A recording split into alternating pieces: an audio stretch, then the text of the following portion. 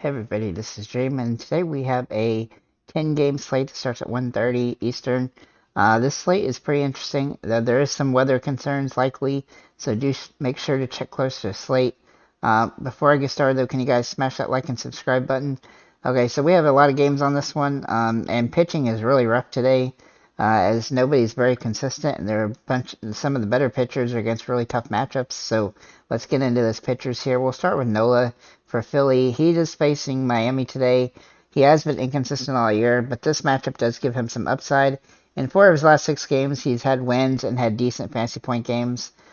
So he's a really good, solid option today.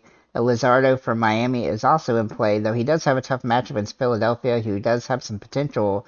Lizardo has 3 straight 28 fantasy point games, and they were all shutouts, so that gives him a lot of upside. I really do like his potential today. Shane Bieber for Cleveland has been very inconsistent this season, but he is facing Kansas City, who's one of the weakest teams on the slate. They have played very bad, and he's also been solid against them already once this season, so I do think he draws some good potential here. Goelito for Chicago White Sox also has some utility here against St. Louis. He has had 4 25 fantasy point games in the last 6. Despite the matchup, he's only had 1 game with more than 2 earned runs in the past 5 games. So he draws really good metrics, and he's got a good price as well. Bassett for Toronto is also facing Detroit. Now, he's been pretty inconsistent this year as well, but he is facing a weak opponent, and he's been solid against weaker opponents this season. He also had 18 fantasy points last time he played Detroit, and so he does draw some good upside on this particular slate. For a Hail Mary call, we're going to look at Skubal. Now, he probably will play around 4 or so innings here. In his first game against Oakland, he threw shutout 4 innings with 6 strikeouts. I think it's possible he can do it again, though he is facing a tougher opponent here in Toronto. But he still has some utility on the slate as a Hail Mary call at the pitcher position. Moving into our catchers, we're going to start with Cal Raleigh, who is a core play today. He's at a great price, and he draws top-tier upside here. He's hit the ball very well up and down recently, excuse me. He hasn't had a home run in a few games, but he definitely has some potential for that and great upside as a result. Also going to look at William Contreras for St. Louis. Sorry, Wilson Contreras for St. Louis. He draws really good metrics here and has had a few really good games recently. He's also had 3 multi-hit games in the past 4, so he draws really good metrics here. Not a lot of home run upside, but just good metrics in general. And then Diaz for Houston. He's got really good home run upside today. He's got a tougher matchup than the other guys, but he does have more home run potential. Then we'll look at Grandal for the White Sox, who is a Hail Mary play. He's dirt cheap, though, and he's got really good home run potential today. He doesn't play a ton of games, but when he does start, rather, he should be a guy that you consider, though his batting average has been really rough throughout the season.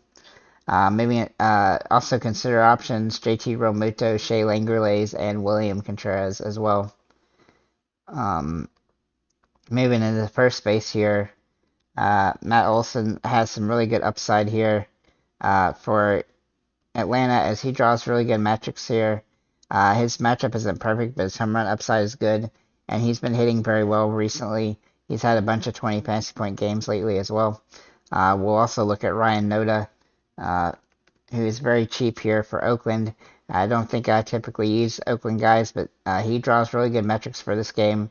He's been in a bit of a slump. He's had hits in 5 of the last 6 games now, and his price is dirt cheap, and he definitely has some good matchup potential on this one. We'll look at Vaughn for the Chicago White Sox. I really do like the White Sox today. I think they have some nice utility here. He's not been playing particularly well or every single game as a starter, but he does have some solid games lately despite not having a home run in a while. I do like his upside on this particular slate. We'll also look at Justin Turner, who has been hitting the ball extremely well lately for Boston as he's hit multi-hit games in quite a few of the last 10. He's also averaging over 10 fantasy points per game in that stretch. And he has good upside again with a good home run. He has the best home run potential for all the value plays at first base.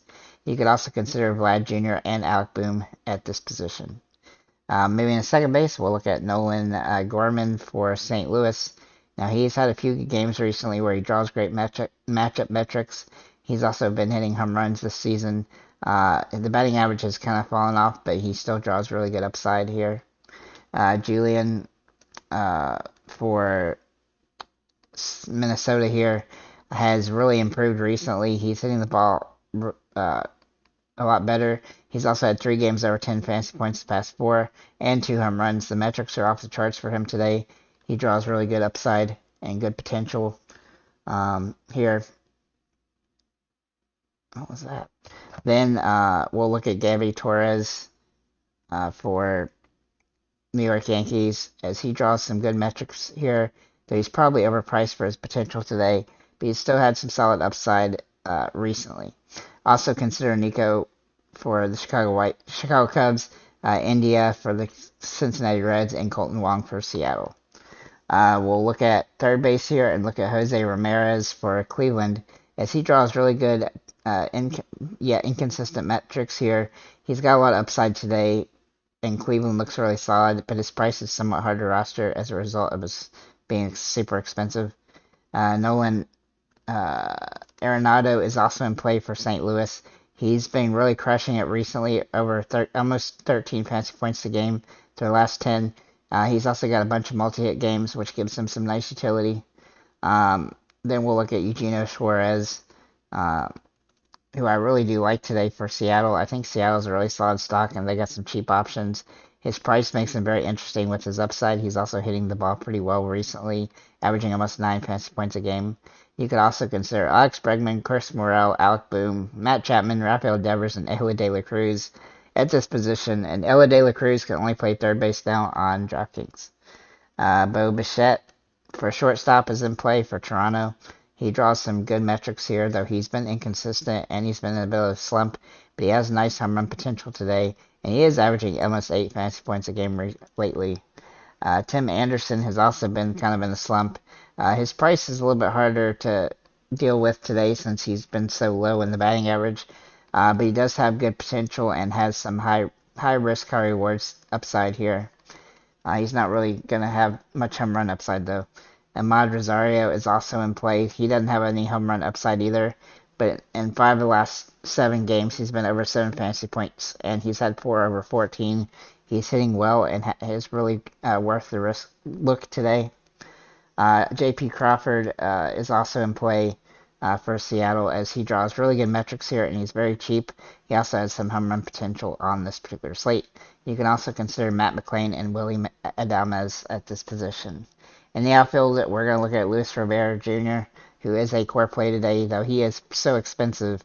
He's averaging almost 14 fantasy points a game for the last 10, and he's had some off-the-charts metrics here and had a huge string of big games in a row a couple games ago, so I really like his upside. Acuna is also in play for Atlanta as he draws really good metrics here. He's averaging almost 16 fantasy points a game and hitting almost 400 for the last 10 games. I really like everything he's doing, and he has stolen base potential. For some value plays, we'll look at Seth Brown for Oakland. He's really been surprisingly decent recently as he's hitting the ball pretty well and scoring fantasy points, and he's very cheap, which gives him a lot of upside here. Christian Yelich is a great option today for Milwaukee as he's absolutely crushed the ball for 15 fantasy points a game over the last 10, and he's hitting 372. He's also getting stolen bases, which is really helping him pad his stats. Kalinick for Seattle is in play as a good value play. He's been somewhat inconsistent with the batting average, but he does have some potential here and a pretty good matchup. Toscar Hernandez also in play for Seattle as he draws really good metrics here and home run upside, though he's high risk, high reward. Eloy Jimenez is also in play for the White Sox. He draws good home run potential here. He's also hitting the ball extremely well with a 341 average lately, and he's averaging 10 fantasy points a game. And then Nick Castellanos for Philly is in play as he has hit the ball very well this season. He's dropped off the batting average a little bit, but his fantasy points per game is still pretty high. He's been good at that throughout the season. So with that said, guys, thank you for liking, commenting, subscribing. If you have any comments or questions, feel free to leave them below, and have a nice day, guys.